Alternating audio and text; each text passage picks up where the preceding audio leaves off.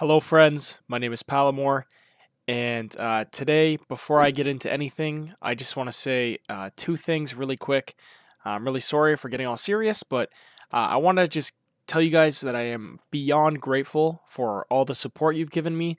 The channel has now reached over 10,000 subscribers, which is an absolute absurd number. I've been grinding out YouTube and streaming and all this kind of stuff for literally probably 10 years off and on in my life, and I haven't really seen any response to it at all until recently within the last 2 months or so. Everything's been changing my life, so thank you so much for all the support. Seriously, I could not do it without you guys. I know it sounds cliche, but just thank you so much to each and every one of you for watching my videos, liking, commenting, whatever it is, for any bit of your time. Secondly, my mom bought me these things. They're called slippers, and basically I want to make sure how often do these things actually make you slip, and are they fun to use? I'm just not sure. I don't like falling because I have a bad knee. I had surgery, so I just need to make sure that they're going to be safe and a fun activity. Please just let me know in the comments if these are good for me. Anyways, in today's video, we're going to be talking about a few things with rogues, some really good information. A lot of these are frequently asked questions, and a lot of it is also kind of tricks and how things have changed through the Blizzard patch and hotfixes. But without further ado, thank you again. Let's jump right into the video.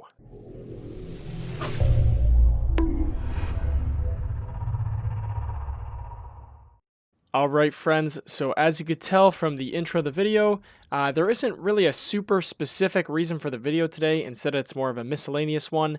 I basically compiled a couple of these little tricks and tips that I wanted to share with you guys, and I thought, you know what, let's just squeeze them all into a video, and I'll make like one super video for you guys today. Anyways, starting off with the first thing, I've been getting this question a lot, and I have the answer for you. People have been asking, why are people playing sub with a slow offhand?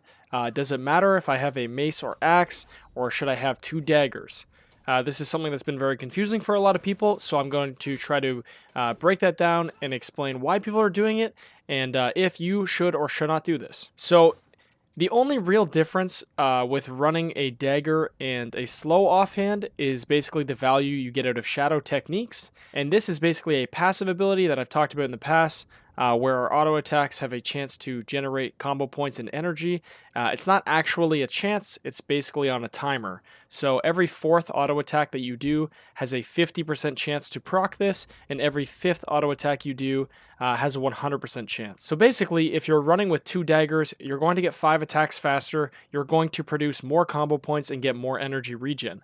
This is why in PvE, it is much more efficient to play with a dagger offhand. The reason why people are playing a slow offhand in PvP is basically because of access to stats. From the PvP vendor, as you can see, I'm wearing the Blackjack.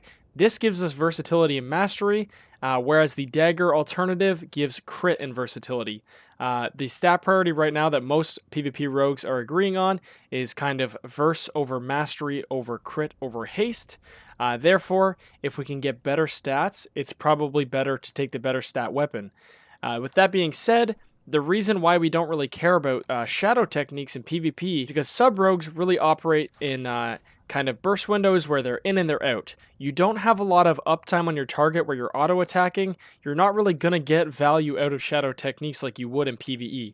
You know, if I go up to this target really quick, do a little bit of an opener here, pop that, maybe hit that into one of those, you can see on details that I did almost 40k damage, only 2k of that's melee. My melee's only going off, 4 times. So realistically, we're not even going to proc shadow techniques once here. So basically, to answer your guys' question, what's better, a slow offhand or a fast offhand? It's really going to depend what you're doing. For PvP, go for the best stats you can get, and for PvE, you are going to get more benefit out of a dagger. Alright, so for the second thing I'm going to be showing you guys in the video today, this is kind of a bug that I've ran into, and I think it's really important to know this as a sub-rogue. And basically, if you're dealing with a Night Fae target, you might have been annoyed by the little passive that they have in their conduit, or sorry, their soul binds, where they turn into a little egg after they die. Basically, the way that thing works is you have a short amount of time to do enough damage, or else they'll actually be resurrected back to life.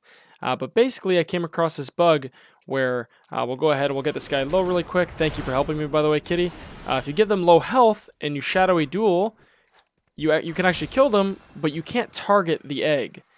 So as you can see, there's no way to get out a duel. You come out, the egg is here. You know, by the time it's here, you might not have enough time, and then next thing you know, they'll pop back up to life. So really important tip being, if you're playing sub rogue and you're playing against someone that's Night Fae, be really careful and keep this in mind. Make sure you're not going to shadowy duel somebody and lock yourself out of being able to attack their egg. Okay guys, this next one's kind of a small thing. I'm going to kind of just squeeze it in with the other shadow duel one and count this all as one. But another thing that you really need to pay attention to is the way shadowy duel interacts with immunities now.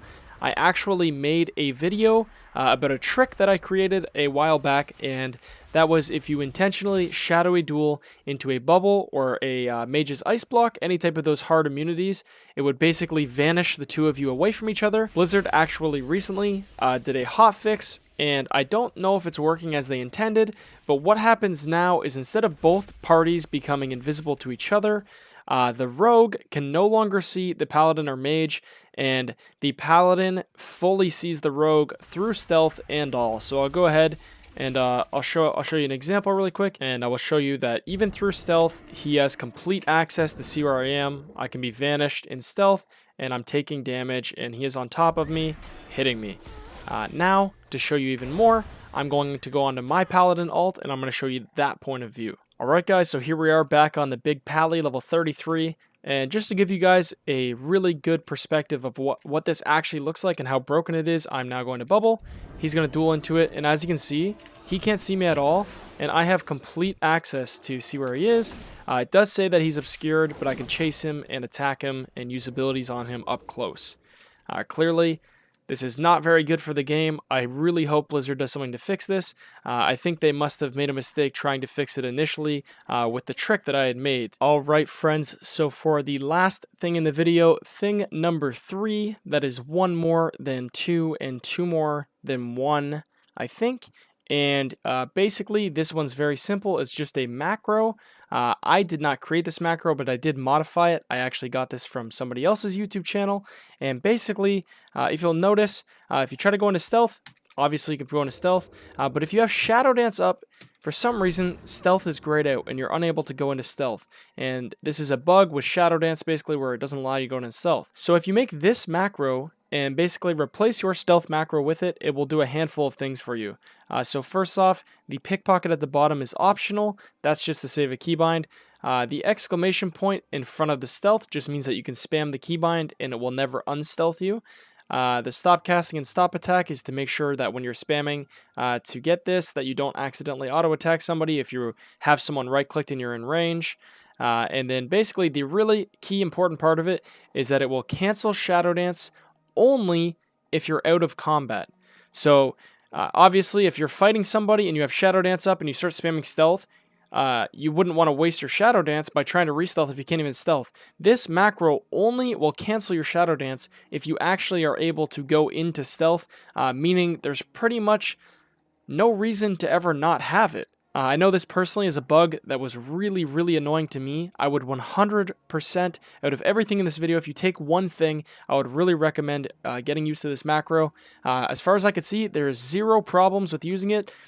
Like I said, the only time Shadow Dance gets taken off is when you are able to get into stealth. Alright friends, that's going to wrap up the video for today. Thank you so much if you made it to this point. Just so you guys know, if you didn't, I daily stream over at twitch.tv/ipalamore. The stream's been going really, really well. I would really appreciate to see you guys there. Drop a hi in the chat and we'll see what's up. Without further ado, I will catch you guys in the next video. Have a very good day.